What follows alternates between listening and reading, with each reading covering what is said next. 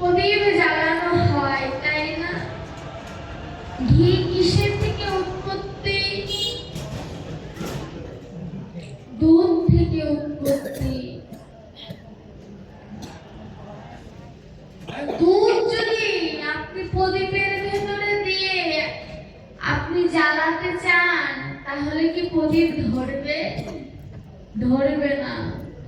দুধকে যখন সংস্কার করে আপনি ঘি তৈরি করবেন, তখন তাতে প্রদীপ জ্বলবে। তদ্রূপ মানব দেহ ধারণ করে জন্ম নিলে তার ভেতরে ভক্তি উদয় হবে না। যেদিন মানব দেহটাকে সংস্কার করে মনুষ্যত্ব অর্জন করবে, সেদিন কৃষ্ণময় প্রদীপ জ্বলে উঠবে।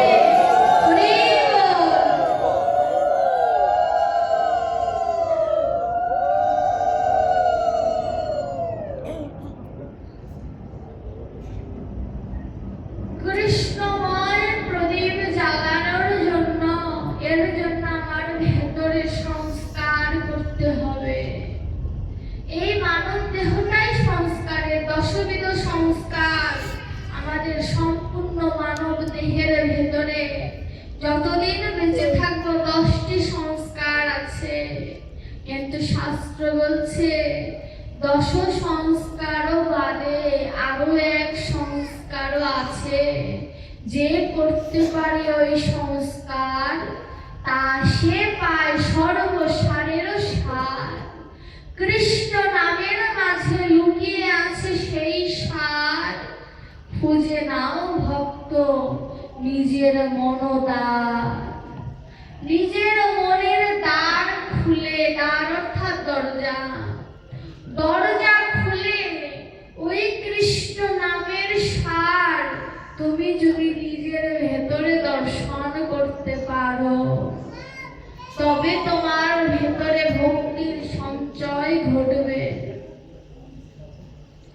আর একবার যদি ভক্তির সঞ্চার ঘটে, ভক্তি থেকে প্রেমের উদয় হবে, প্রেমের থেকে রাধারানীর সৃষ্টি হবে, রাধারানীর সৃষ্টি হলে প্রেম তরঙ্গের সৃষ্টি হবে, প্রেম তরঙ্গের সৃষ্টি হলে সেখানে অষ্টসাত্ত্বিক ভাবের বিকার ঘটবে। অষ্টসাত্ত্বিক ভাবের গীতিকারে চরম পরম মূরতি হচ্ছে আমার গোবিন্দ। তাকে পাওয়া সম্ভব হবে। ভজনটা, শাস্ত্র বলছে ভজনটা বড় কঠিন। কার জন্য জানো? যে কোনোদিন ভজনটা নিজের ভিতরে নিতে পারেনি। আবার ভজনটা কার জন্য সহজ জানো? যার জীবনটাই ভজনের ভেতরে উৎসর্গ করে রেখেছেন, তার নিজের বলতে আর কিছু না। গৌর হরি সর্ব পাণ্ডিত্যে পাণ্ডিত্য অর্জন করেছিলেন। আমরা সবাই জানি অল্প বয়সে তিনি সকলকে হারিয়ে দিয়েছিলেন তার পাণ্ডিত্যের দ্বারা। শ্রীবাস ঠাকুরকে প্রশ্ন করেছিলেন গৌর হরি কৃষ্ণ প্রেম উদয় হওয়ার পূর্বে, ও শ্রীবাস ঠাকুর তুমি কাঁদো কেন? এই প্রশ্নটা যারা কৃষ্ণ ভজন জানে না তারা জিজ্ঞাসা করে, কাঁদো কেন? করি না? অনেকেই করে। কাঁদো কেন? এই যে বৃন্দাবনে এসে কাঁদো কেন? তো শ্রীবাস ঠাকুরকে গৌর হরি প্রশ্ন করেছিলেন, ও শ্রীবাস ঠাকুর কাঁদো কেন? কিসের অভাব তোমার? আমায় বলো, আমায় বলো, তোমার সব অভাব পূর্ণ হয়ে যাবে। বলো কিসের অভাব? শ্রীবাস ঠাকুর বলেছিল, গৌর আজ তোমার হারাইনি তো, তাই তুমি হারানোর যন্ত্রণাটা বোঝো না। সমব্যথার ব্যথিত না হলে ব্যথা কোনোদিন বোঝা যায় না। ও গৌর, তোমার তো কিছু হারায়নি, তুমি তো রাধা কৃষ্ণের ভালোবাসায় এখনো মত্ত হওনি। বুঝবে না গো, এই যে বলিবার নয় অনুভবের বুঝে না, এই যে বলে বোঝানো যায় না, এটা অনুভবের বিষয়। গৌর বলেছিল, শ্রীবাস ঠাকুর, এমন চোখের জলের আমার প্রয়োজন নাই, দিবানিশি যে কৃষ্ণ নামে কাঁদতে হয় এমন কৃষ্ণ নাম নাই। ঠাট্টা করে গৌর হরি বলেছিল, শ্রীবাস বলেছিল, সেটি গৌর হরি আমাকে পরীক্ষা করছো, আমাকে পরীক্ষা করছো তো? একদিন তুমি এমন কাজে তোমাকে যে স্পর্শ করবে, তোমার নাম যে মুখে নেবে, সেও গৌর বলে সেদিন কাঁদবে। গৌর সেদিন ঠাট্টা করেছিল, কিন্তু গৌর এমন ভাবে গদগদ হয়ে গেল সন্ন্যাস নেওয়ার পূর্বে। গৌর হরিকে সচিমাতা বৈদ্য এনে দেখালেন, বৈদ্য মানে ডাক্তার, ডাক্তার এনে দেখালেন, দেখ না আমার গৌরের কি হয়েছে, ও যে ধুলাই গড়াগড়ি যায়, ও যে কখনো খড়গাকৃতি, কখনো কিমড়ি আকৃতির, কেমন যেন হয়ে যায়, দেখ না আমার গৌরের কি হয়েছে। বৈদ্য কোনো অসুখ খুঁজে পেল না। শ্রীবাস ঠাকুরকে ডেকে বলল, রে শ্রীবাস, দেখ না আমার গৌরের কি হলো, একে একে সব সন্তান আমায় ফাঁকি দিয়ে গেল, ওই গৌর ছাড়া তো আমার আর কেউ নেই, ওই গৌর যদি আমায় ছেড়ে চলে যায় আমায় মা বলে ডাকবে কে? শ্রীবাস ঠাকুর গৌরকে আলাদা ঘরে নিয়ে গৌর হরিকে জিজ্ঞাসা করলেন, গৌর হরি কেমন লাগে তোমার? গৌর হরি বলল, জানো শ্রীবাস, যেদিন তোমাকে বলেছি নয় কেঁদে কি আনন্দ পাও, আমার মনে হয় তোমার যে অসুখটা আছে না, সেই অসুখটা বোধহয় আমার গায়ে চলে এসেছে। শ্রীবাস সেদিন গৌরকে ধরে বলেছিল, গৌর হরি, এই কৃষ্ণ নামের এমন মহিমা, কেউ যদি একবার কৃষ্ণ নাম হৃদয়ে ধারণ করতে পারে, সে যে আর স্থির হয়ে থাকতে পারে না, সে যে আর বসে থাকতে পারে না, সে যে গৌর বলে ধুলায় গড়াগড়ি দিয়ে বলে, গৌর হরি দয়া করো, তুমি বিনে আমার কেউ নেই, এই জগতে তো সবারই সবাই আছে, আমি যে কাঙাল, আমি যে কাঙাল, আমার যে তুমি ছাড়া কেউ নেই, দয়াময়। শ্রীবাস সেদিন গৌরকে আলিঙ্গন করে বলেছিল, গৌর হরি,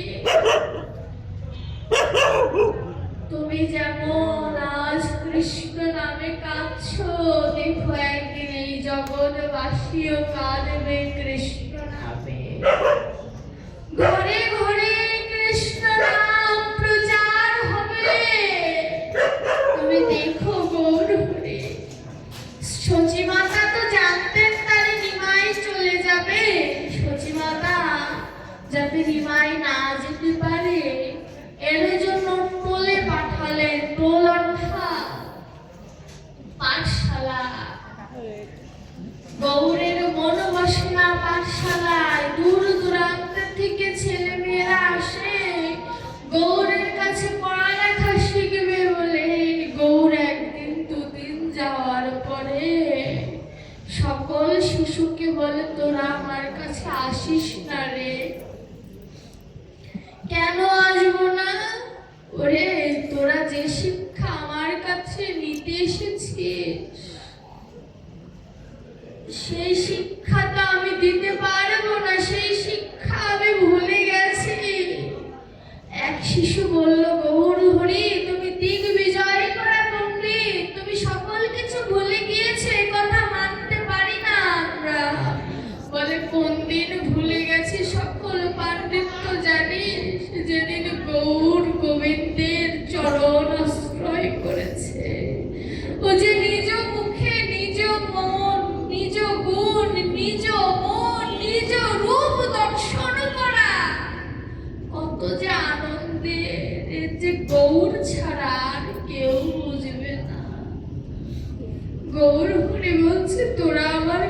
আসিস না রে, আমি তো তোদের শিক্ষা দিতে পারবো না।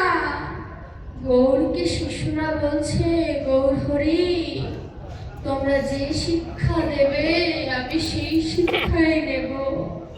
গৌর বলল, নিবি তোরা? আমি যা বলবো নিবি তোরা? বলছে হ্যাঁ নেব। বলছে তাহলে বল কি বলবো? দু বাহু তুলে একবার কৃষ্ণ কৃষ্ণ বলে জয়ধ্বনি দিলে। ওই জয়ধ্বনি দিলেই যে তোদের এই মানব দেহের জয় একদিন হয়ে যাবে।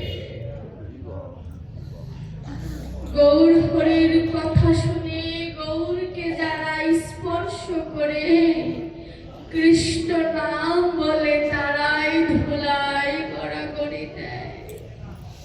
ওই যে পদকর্তা বলেছে না, এই ব্রজের বাতাস ভালো না, যার তার গায়ে লাগে না। আর একবার যদি কারোর গায়ে লেগে যায় এই ব্রজের বাতাস, সে যার স্থির হয়ে থাকতে পারে না। গৌর হরি যদি আমাদের কৃষ্ণ নাম না নিয়ে যেতে, আমরা এই কৃষ্ণ নামের মহিমা অনুভব করতে পারতাম না। এই কৃষ্ণ নামের মধ্যে এমন প্রেম নিহিত আছে, ইহ জগতের ভালোবাসা, স্বার্থের ভালোবাসা একদিন না একদিন শেষ হয়ে যাবে। কিন্তু আমার গৌরকে যদি কেউ অন্তর থেকে ভালোবাসতে পারে, আমার গৌর বলছে আমায় যদি কেউ অন্তর থেকে ভালোবাসে, সে আমাকে ভুলে গেলেও আমি তাকে কোনোদিন ভুলি না। কেন ভুলি না জানো? কারণ আমার ভক্তের যেমন ভগবান ছাড়া কেউ নেই, ভগবানের ভক্ত ছাড়া আর কেউ নেই। ইহ জগতের যদি কারো সন্তান মারা যায়, পিতা যেমন তার যন্ত্রণাটা বোঝে, তদ্রূপ আমরা সবাই ভগবানের সন্তান। ভবের হাটে এসে পিতার হাত ছাড়া হয়ে গিয়েছি, ওই জগৎ পিতার কষ্ট তাহলে কতটা! এক সন্তানের বিরহে বাবা থাকতে পারে না।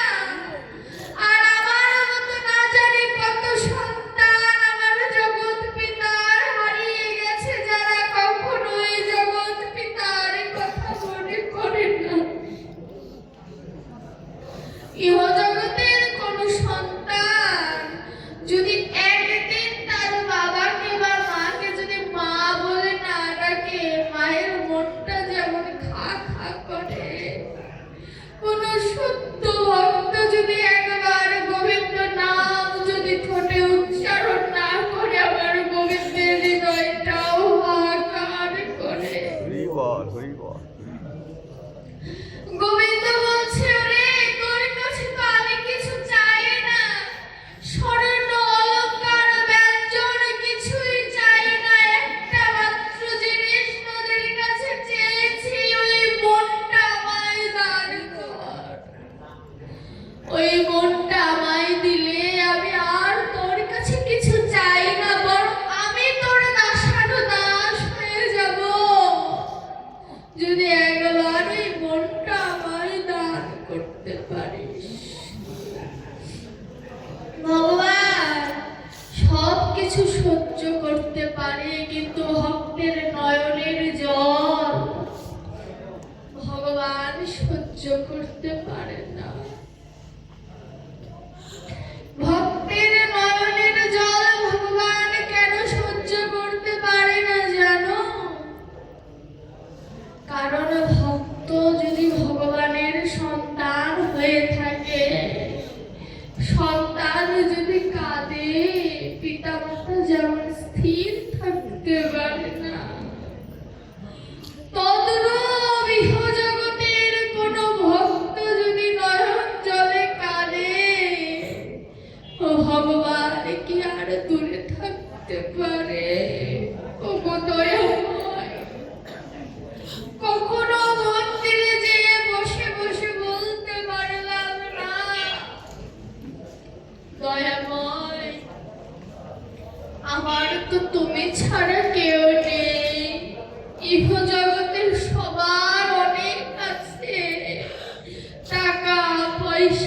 ঐশ্বর্য, ধন সম্পদ, মান, গর্ব, অনেক কিছু আছে। আমি তো কাঙাল,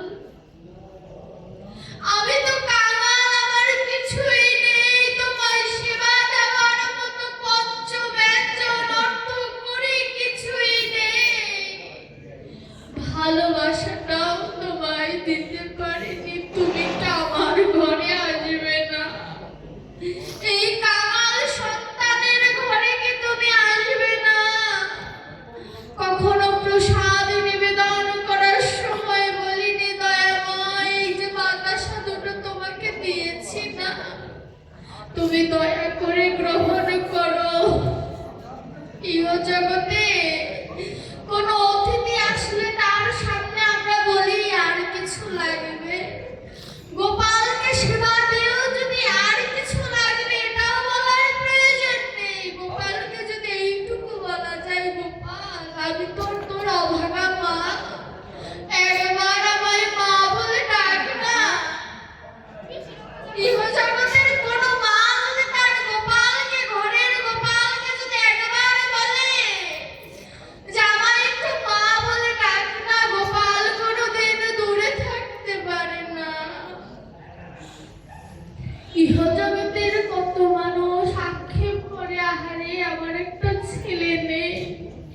ভাগবতে বলছে যার ভাই নেই, যার সন্তান ছেলে সন্তান নেই, সে যদি গোবিন্দকে একবার ভাই বলে ডাকে, শ্রীবাস তার প্রমাণ। তার ছেলে মরে গিয়েছিল না, গৌর আর নিতাই দুজন মিলে তার শ্রাদ্ধ অন্ত্যেষ্টি ক্রিয়া করেছিল।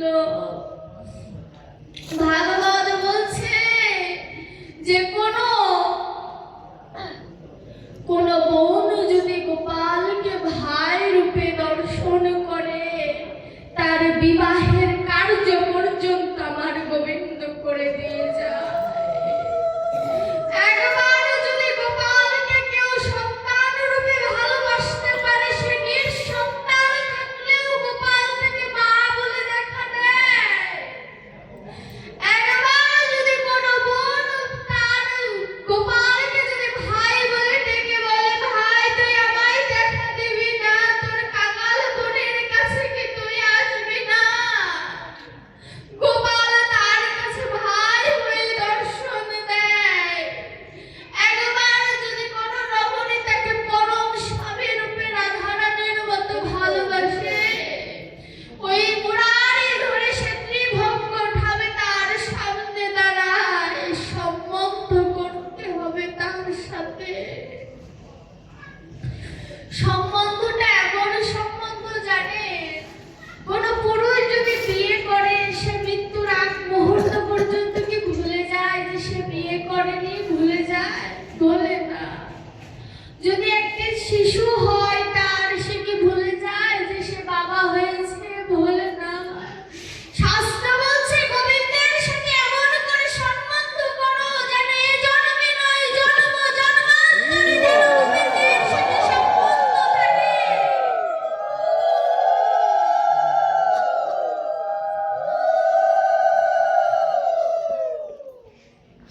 যেন জন্ম জন্মান্তরের জন্য গোবিন্দের সাথে সম্বন্ধ থাকে। ইহ জগতের সম্বন্ধগুলো আপনার স্বার্থে বা যার সাথে সম্বন্ধ করেছেন তার স্বার্থে কিঞ্চিত যদি আঘাত লাগে, সে আপনার কোনোদিন মুখ দর্শন পর্যন্ত করবে না। কিন্তু আমার গোবিন্দের সাথে যদি কেউ সম্বন্ধ করে, আবার গোবিন্দ বলছে, রে ভক্ত আমি তোকে সুখ দিয়েও পরীক্ষা করি, দুঃখ দিয়েও পরীক্ষা করি, সুখেও যদি তুই আমাকে ডাকিস রে, তখন আমি বুঝতে পারি আমার ভক্তকে কেউ বিচলিত করতে পারবে না। কিন্তু এই কলিহত জীবের দশাটা কেমন হয়েছে জানো? দুঃখে থাকলে গোবিন্দকে দোষারোপ করে, তুমি আমায় দুঃখে রেখেছো। সুখে থাকলে কখনো গোবিন্দকে বলে না, গোবিন্দ তুমি আমায় সুখে রেখেছো। সুখ যদি পায়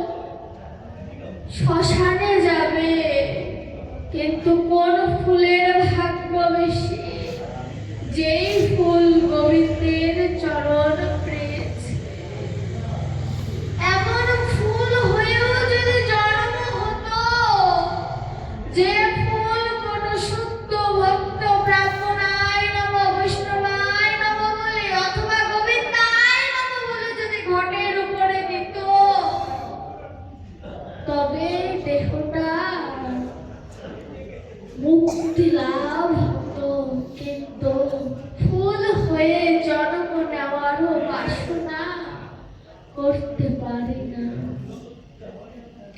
ফুল হয়ে জন্ম নেওয়ার বাসনা হওয়ার আগেও তো ভক্তির প্রয়োজন। ভাগবতে বেত্রাসুরের প্রার্থনা ছিল কেমন জানেন? বেত্রাসুর প্রার্থনা করেছিলেন গোবিন্দের কাছে, 3 প্রকারের প্রার্থনা করেছিলেন। পাখির যে বাচ্চা হয় না, তিনি বলেছিলেন আমায় পাখির বাচ্চা করে জন্ম দিও।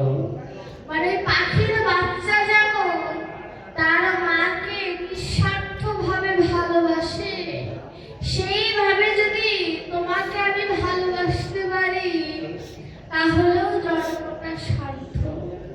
নিজে নিজেই বেত্রাসুর আবার ভাবলেন না না না, পাখির বাচ্চা তো মায়ের কাছে আশা রাখে, মা তাকে ওরা শেখাবে। আশা রাখলে তো গোবিন্দের ভালোবাসা পরিপূর্ণ হয় না। না ভগবান, তুমি আমায় পাখি কুলে জন্ম দিও না। তাহলে কি কুলে জন্ম দেব? তুমি আমায় গরু কুলে জন্ম দিও, বাছুর করে জন্ম দিও। বাছুর যেমন তার মাকে ভালোবাসে, মা যেখানে থাকে সেখানেই চলে যায়, তুমি আমায় বাছুর করে জন্ম দিও। না ভগবান, তুমি আমায় বাছুর করে জন্ম দিও না। এই যে প্রার্থনাগুলো, বেত্রাসুরের প্রার্থনা যে ভাগবতে নাই, সে ভাগবত অসম্পূর্ণ, বেদব্যাস বলেছেন। বাছুর তার মায়ের কাছে লোভ থাকে, দুগ্ধ পান করার লোভ থাকে বাছুরের। লোভ থাকলে তো কখনো ভগবানকে ভালোবাসা যায় না। ভগবান, তুমি আমার বাছুর করে জন্ম দিও না। তাহলে কি করে জন্ম দেব? তুমি আমাকে কেমন করে জন্ম দেবে জানো? এক বিদেশীর ঘরের রমণী করে জন্ম দেবে। কেন? এক বিদেশে যদি কোনো স্ত্রীর স্বামী থাকে, স্ত্রী যেমন স্বামীর আশায় বুক বেঁধে থাকে, তুমি আমাকে ওই বিদেশির রমণী করে জন্ম দেবে। আমি যেন তোমার আশায় বুক বেঁধে যেন এই জন্মটা পার করতে পারি। আবার পরে বলছে, না ভগবান, তুমি আমাকে বিদেশির রমণী করে জন্ম দিও না, তাহলে কাম কামনা থাকবে। ভগবান বলছে, আহারে ভক্তের বাসনাটা কেমন। নিজেই বলছে আমায় আশীর্বাদ করো, আবার নিজেই বলছে না না আমায় আশীর্বাদ করো না। এবার ভগবান বলছে, তাহলে তুমি কি হতে চাও? শেষের চাওয়াটা সবার চাওয়া, ভগবান আমায় এক ভক্ত মায়ের গর্ভে জন্ম দিও। একজন ভক্তিমতী মায়ের গর্ভে, কাঙাল হোক দুঃখ নাই, অট্টালিকা চাই না, টিনের ছাউনিও চাই না, রাস্তায় জন্ম হোক তাতেও দুঃখ নাই, যেন কৃষ্ণ ভক্ত মায়ের গর্ভে জন্ম হয়। বেত্রাসুর প্রার্থনা যখন করলেন, ভগবান হরি জিজ্ঞাসা করলে, এমন চাওয়াটা তোমার কেন হলো? তুমি তো অট্টালিকাও চাইতে পারতে, রাজার ঘরের সন্তান হয়েও জন্ম চাইতে পারতে, কেন চাইলে না?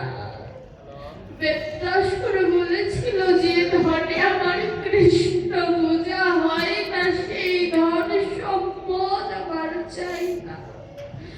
যে ধনে আমার কৃষ্ণ সেবায় ভক্ত সেবায় লাগে না, যে অহংকার আমার চরণ ধরণীর বুকে পড়ে না, সেই ভক্তির যে ভক্তি আমার ভেতরে উদয় হয় না, আমি সেই অট্টালিকা ধন সম্পদ চাই না। যে মা আমায় কৃষ্ণ কথা অমৃত শ্রবণ করাবে, এমন মায়ের গর্ভে যদি আমার জন্ম হয়, আমি পাপ দেহ রূপে জন্ম নিলেও মায়ের মুখে কৃষ্ণ নাম শ্রবণ করতে করতে এই দেহটা একদিন গোবিন্দের চরণে সমর্পণ হয়ে যাবে।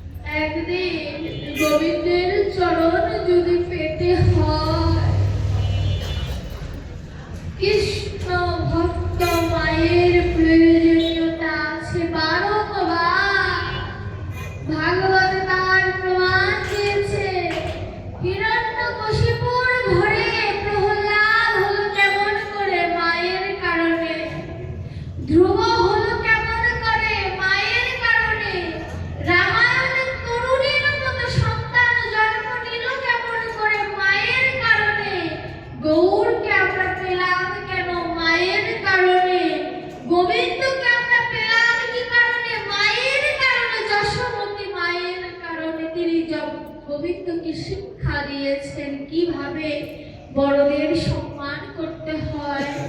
যোগমায়া যখন রূপ ধারণ করে তার গৃহে আসে, বয়োজ্যেষ্ঠদের প্রণাম করতে হয়, একথা শিক্ষা দিল কে? নন্দ যশোমতী। পিতাকে যে সম্মান করতে হয়, নন্দ রাজা তার পায়ের পাদুকা গোবিন্দের মাথায় দিয়ে শিক্ষা দিয়ে দিল, ওরে যে পাশে শিখে নাও পিতাকে কিভাবে সম্মান করতে হয়। আর গোবিন্দ শিক্ষা দিলেন, ওরে ভক্ত শিখে নে আমি আমার ভক্তকে কোথায় রাখি। দেখুন রামকে আমরা পেলাম কি করে? মাতা কৈকেয়ীর কারণে। কেন? কৈকেয়ী তো রামকে মানুষ করেছে। রামই কৈকেয়ীকে বলেছিল, মা তোমার কাছে আমার একটাই চাওয়া, তুমি আমাকে বনবাসে পাঠিয়ে দাও। যেদিন বনবাসের থেকে রাম আসলেন কৈকেয়ী মায়ের কাছে, মায়েরকে প্রণাম করে বলছে, মা তোমার কাছে আমি কৃতজ্ঞ, আমি যদি রাজ সিংহাসনে বসতাম আমি হনুমানের মতো ভক্তের দেখা পেতাম না, আমি বিভীষণের মতো বন্ধু পেতাম না, আমি বালি সুগ্রীবের মতো বন্ধু পেতাম না। তুমি আমার মা নও শুধু, তুমি যে আমার শিক্ষাগুরু। তুমি দীক্ষাগুরু কিন্তু বলেনি, তুমি আমার শিক্ষাগুরু। অর্থাৎ মায়ের কাছ থেকে তিনি শিখেছেন কিভাবে সব পরিবেশে নিজেকে মানিয়ে নিতে হয়। এই কৈকেয়ী হলো পরের জন্মে দেবকী, অর্থাৎ নিজের দেবারও কিছু নাই, তাই তো নাম হলো তার দেবকী। কতটা দুর্ভাগ্য নিয়ে আমরা বলি যে আমরাই জনমুখী। একবার চিন্তা করে দেখুন তো, গোবিন্দের যে দুঃখী আর কেউ আছে? যে ভক্তের কাছে প্রথমে সে এলো, দেবকীর কাছে তার দুগ্ধ পান করা তার হলো না। ভগবান হয়েও তার জন্ম হলো কারাগারে, কারাগারে তো তার জন্ম হওয়ার কথা ছিল না। কংস তার যেভাবেই হোক কিন্তু অজনী সম্ভবা হওয়া সত্ত্বেও কংস তার মামা, মামা হবে তার শত্রু, এটি ভগবানের কাছে সাজে? বাবা তাকে যমুনা পার করে নন্দালয়ে দিয়ে আসলেন, বাবার ভালোবাসা তার পাওয়া হলো না।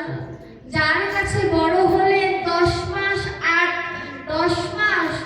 বছর 8 মাস বৃন্দাবনে থাকার পরে যশোদা মাকেও তিনি বিদায় দিয়ে দিলেন। যাকে মা পালিত মা বলে ভালোবেসেছে তাকে বিদায় দিয়ে দিলেন। যে রাধারানী ছাড়া তার জীবন চলত না, সেই রাধারানীকে 100 বছরের জন্য ত্যাগ করে দিলেন। চলে গেলেন মধুরায়, মধুরা থেকে দ্বারকায়, দ্বারকা থেকে হস্তিনাপুরে। যেইভাবে ঘুরছেন গোবিন্দ, আজ বিশ্ব ব্রহ্মাণ্ড ঘুরছে গোবিন্দ, তার কি দুঃখের শেষ আছে? তিনি আমাদের থেকেও বেশি দুঃখী। বেদ বলছে গোবিন্দের কোনো দুঃখ নাই, গোবিন্দের কোনো খিদে নাই, গোবিন্দ সকল কিছুর ঊর্ধ্বে অপরিসীম। তিনি সসীম হলো কেন? ভাগবত বলছে সসীম হলো কেন জানো? ভক্তের ভালোবাসায় তিনি বেদের কথাকে উপেক্ষা করে তিনি মানব দেহ ধারণ করে আমার মতো পশুকে উদ্ধার করবেন বলে এসেছে। কিন্তু আমি এতটাই নরধম, গৌর যে আমরা গাই না, পাথর হলে তো গলে যেত, পাথর থেকেও সুকঠিন। কথাটা সত্যি। গৌর যখন নবদ্বীপে বনের মধ্যে গেলেন, যে পাথরের উপরে দাঁড়িয়ে কৃষ্ণ নাম বলেছিলেন, সেই পাথরটা এখনো নবদ্বীপে সংরক্ষণ করা আছে। পাথর গলে যেয়ে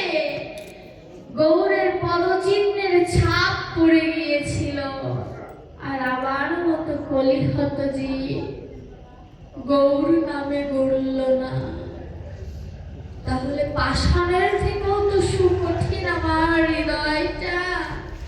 হৃদয় যদি পাষাণের থেকেও সুকঠিন না হতো, তাহলে তো কৃষ্ণ নামে নয়ন জলে ভেসে যেতাম।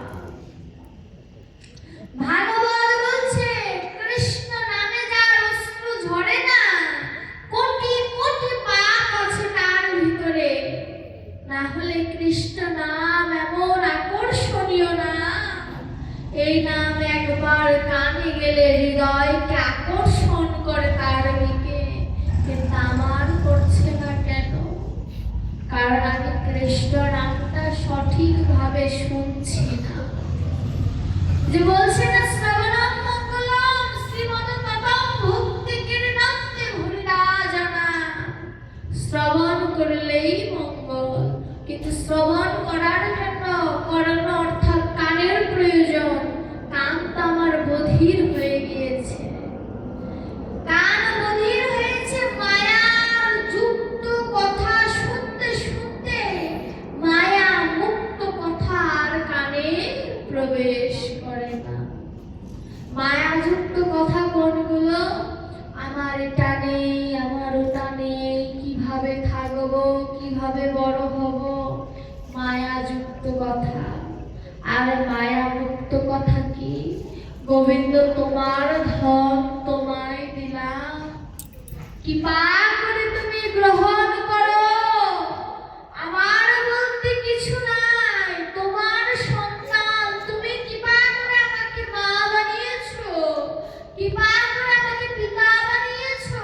তোমার সন্তান তোমার চরণে সমর্পণ করে দিলাম। তুমি যা ভালো বোঝো তুমি তাই করো। এই কথা বলে যদি কোনো পিতা মাতা তার সন্তানকে গোবিন্দের চরণে উৎসর্গ করে দেয়, সন্তানের কোনোদিন অমঙ্গল হতে পারে না। তাহলে গোবিন্দ মিথ্যা, গোবিন্দ বলে কোনো শব্দই থাকবে না। যদি তার চরণে সমর্পণ করে দেওয়ার পরেও যদি অঘটন ঘটে, তাহলে প্রশ্ন আসতে পারে যে এত যে হিন্দু ধর্মের প্রতি অত্যাচার হচ্ছে, তাহলে এগুলো কেন হচ্ছে? এগুলোর জন্য আমার কর্মফল দায়ী, গোবিন্দ দায়ী নয়।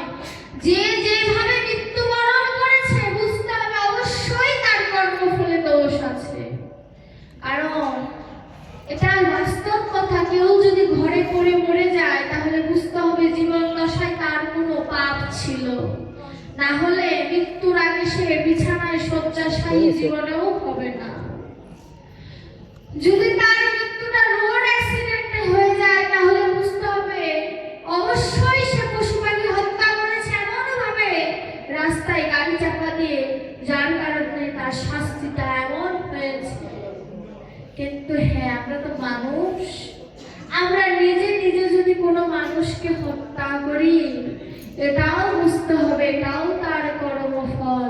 কিন্তু যারা এই পাপ কাজটা করেছে তারা শাস্তি পাবেই পাবে। আজ হোক বা কাল হোক, পরের ক্ষতি করে কোনোদিন কেউ ভালো থাকতে পারেনি। নিজে যা ক্ষতি করবে ফিডব্যাকটা তার কাছেই আসবে।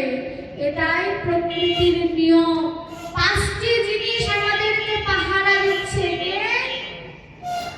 প্রকৃতি, সূর্য আর চাঁদ, তিন, পরমাত্মা, এই হলো চার, আর 5 নাম্বার হচ্ছে আমার গৌর হরি। এই 5 জন আমাদেরকে পাহারা দিয়ে যতটুকু ভালো সেটুকু চিত্রগুপ্ত লিখছে, যতটুকু খারাপ সেটাও লিখছে। লিখতে লিখতে যেদিন পাপের খাতাটা ভারী হয়ে যাবে সেদিন সে রেহাই পাবে না।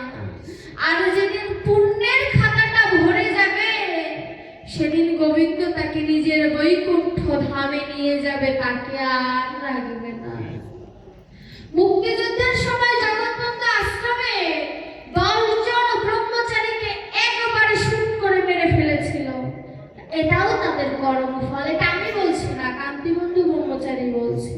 এটা তাদের কর্মফল যদি না হতো তাহলে গুলির আঘাত তারা খেত না। কিন্তু যারা করেছিল তারা কি এখন ভালো আছে? অনেকে মরে গেছে, অনেকে ইহজগতে শাস্তি পেয়ে চলে গেছে। আর যারা গুলির আঘাত খেয়েছে, ভগবান বলছে রে আমি কর্মফল ভোগ করিয়ে নেই এই কারণে যে কর্মফল যদি শেষ হয়ে যায় তুই আমার সাথে যুক্ত হয়ে যাবি। আর কর্মফল যদি আমি তোকে ভোগ করতে না দেই তাহলে নরকে যে তোকে পাপের ঘানি টানতে হবে। এর থেকে পৃথিবীতে নিজের কর্মফলগুলো ধীরে ধীরে ক্ষয় করাটাই উত্তম। যদি ইতিহাসের দিকে লক্ষ্য করে সিরাজউদ্দৌলাকে যারা মেরেছিল, মীর জাফর আত্মহত্যা করেছিল, ইতিহাসে বলছে বেঈমানি করলেও কেউ ভালো থাকতে পারে না। গৌর হরির সাথে যারা ছলনা করেছিল, চাপাল গোপাল, চাঁদ কাজী, মলয় কাজী, এরা পরে গৌর যখন সন্ন্যাস নিল গৌরের জন্য হাহাকার করেছে। কেন? কারণ গৌর কি তারা বুঝতে পেরেছে। বাংলায় একটা প্রবাদ আছে না, দাঁত থাকতে কেউ দাঁতের মর্ম বোঝে না। ধর্মটা হচ্ছে এমন, আমরা ধর্মের উপরে দোষ চাপিয়ে দেই, কিন্তু ধর্মটা যে আমাদেরকে কতটা ভালোবাসে বা আমি ধর্ম করি কিনা এই কথার দিকে নজর থাকে না। এই যে এখানে এত সনাতনী মায়েরা বাবারা বসে আছো, যদি বলি আমি প্রতিদিন গীতা পাঠ করো কজন, একজন দুজনের বেশি হাত উঠবে না। ধর্ম আমাদের রক্ষা করবে? আমি ভগবানকে ডাকি না, মাকে যদি দুইবার নাম ডাক দেই মাকে আমাকে জিজ্ঞাসা করবে খিদে লেগেছে? যদি অনেকক্ষণ না ডাকি মা তখন নিজে খাবারটা দেবে। গৌর তো ঠিক তাই করেছে। গৌরের কি আসার কথা ছিল? দেখছে কেউ গোবিন্দ নাম দিচ্ছে না, এবার যদি আমি না যাই তাহলে পৃথিবী ধ্বংস হয়ে যাবে। এর জন্য না ডাকতেই গৌর চলে এসেছেন। ডাকেনি এমনটাও নয়, অদ্বৈত মহাপ্রভু ডেকেছিলেন। যারা ভক্ত তারা সব সময় গোবিন্দকে ডাকে। কিন্তু কথা আছে একটি, যে প্রতিদিন নিত্য গীতা অধ্যয়ন করতে হবে, গীতার আলোচনা করতে হবে, গীতা শুনতে হবে। যেখানে হরিবাসর হয়, যেখানে ভাগবত কথা হয় সেখানে যেতে হবে।